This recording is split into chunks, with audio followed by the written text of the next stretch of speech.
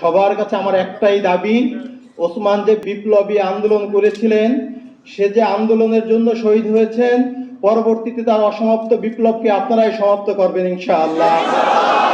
আমরা ওসমান হাদির পক্ষ থেকে কোনো পারিবারিক আর্থিক সহযোগিতা চাই না, কোনো অনুদান চাই না, শুধু একটাই চাই, ওসমান হাদির অসমাপ্ত বিপ্লবকে আপনারা সমাপ্ত করবেন। আপনারা যদি রাজি থেকে আমার সাথে ওয়াদা করেন,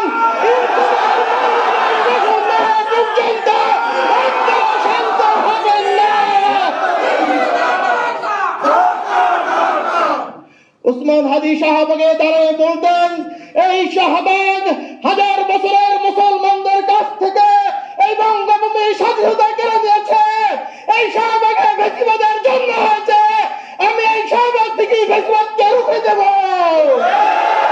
এই শাহবাগে বসে আমি তাকবীর স্লোগান দেব।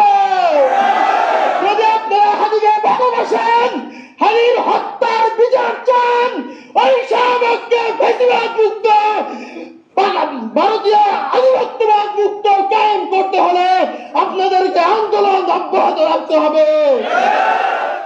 আমার ছোট বোন আমাদেরকে বড় করেছেন, তার বেতনের টাকা দিয়ে আমাদেরকে পড়াশোনা করেছেন। ও খুব বেশি অসহায় হয়ে পড়েছে, মানসিকভাবে অসুস্থ হয়ে গেছে। খাস করে ওর জন্য আপনারা দোয়া করবেন। আল্লাহ আপনাদেরকে ওসমানের স্বপ্নকে বাস্তবায়ন করার তৌফিক দান করুক। আমিন।